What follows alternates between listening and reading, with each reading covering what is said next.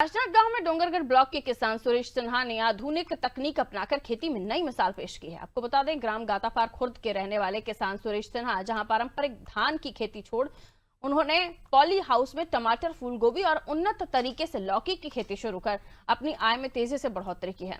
वहीं टमाटर की बढ़ती डिमांड को देखते हुए कोरबा, कोलकाता, यूपी, ओडिशा और स्थानीय बाजारों में सब्जी भेजकर लगभग 2,35,000 रुपए का मुनाफा कमा चुके हैं, जबकि राष्ट्रीय बागवानी मिशन के तहत पॉली हाउस के लिए उन्हें 17 लाख और पैक हाउस के लिए 2 लाख का अनुदान भी मिला। सुरेश बताते हैं कि इस वर्ष 1.5 एकड़ में 35 टन लौकी का उत्पादन हुआ और वो चाहते हैं कि सरकार कृषि योजनाओं का व्यापक प्रचार करे ताकि किसान आधुनिक खेती अपनाकर कम समय में अधिक आय अर्जित कर सके।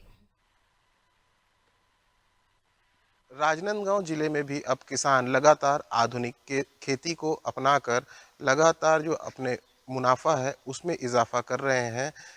ऐसा ही कुछ दृश्य राजनांदगांव जिले के डोंगरगढ़ ब्लॉक के अंतर्गत आने वाले गातापार खुर्द में देखने को मिला है, जहां किसान लगातार आधुनिक खेती को अपना रहे हैं। पॉली हाउस का जो है वो अपनाकर लगातार जो है सब्जी का जो है उपज जो किसान ले रहे हैं।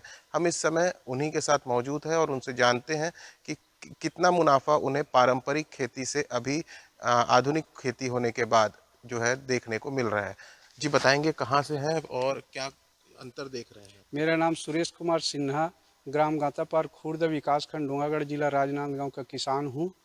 मैं पहले परंपरागत खेती करता था, धान की खेती करता था, उसमें कम आमदनी होता था। तो मैं आसपास के और किसानों को देखा सब्जी की खेती, तो सब्जी की खेती में आया और सब्जी की खेती करते करते मैंने 5-6 एकड़ में सब्जी का खेती कर रहा था। तो इसी बीच मैंने राजस्थान जयपुर गया था, वहाँ देखा कि पाली हाउस में भी अच्छे सब्जी की खेती होती है, मौसम से बचकर यहाँ खेती किया जाता है। तो मैंने भी अपने गाँव में आकर पाली हाउस के बारे में विभाग से जाकर जानकारी लिया और पाली हाउस मैंने बनवाया, जिसमें 50% अनुदान मिला।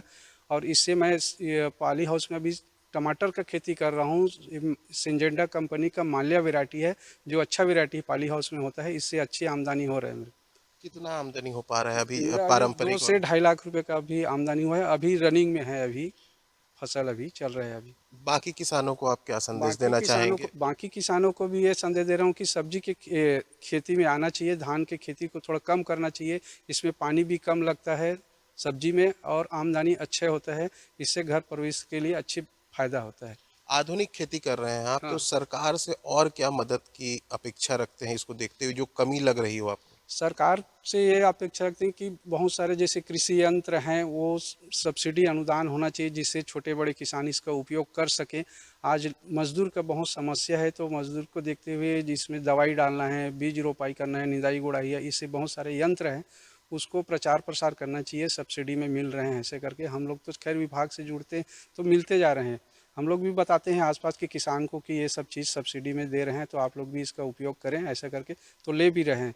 और मेरे खेती को देखकर आसपास के किसान लोग भी खेती, मेरे गांव में 3-4 किसान हैं जो टमाटर सब्जी का खेती कर रहे हैं और आसपास के किसान भी कर रहे हैं और बुलाते हैं, तो मैं वहाँ बताने के लिए भी जाता हूँ कि सब्जी खेती अच्छी है और इसमें कम पानी लगता है, इसमें उपज अधिक होता है, तो उन लोग भी कर रहे हैं खेती। आने वाले समय के लिए और आपने क्या सोच के रखा है कि और कौन सी ऐसी सब्जी है जिसका उपार्जन आप करने का विचार बना रहे हैं? आने वाले समय में जो आसपास जो लोकल मंडी है उसमें जिसका अधिक रेट मिले और बाहर भी अच्छा रेट रहे, ऐसे सब्जी को उगाने के लिए सोच रहे हैं। तो ये थे डोंगरगढ़ ब्लॉक के वो किसान जो लगातार आधुनिक खेती का सहारा लेकर अपने आय में इजाफा कर रहे हैं, और उनका साफ तौर पर कहना था कि मंडी भाव को देखकर वे उस सब्जी का रुख करते हैं, उगाते हैं, जिसका मंडी में उस समय पर दाम ज़्यादा होने की संभावना रहती है। शशांक उपाध्याय, अनादि टीवी के लिए, राजनांदगांव, छत्तीसगढ़।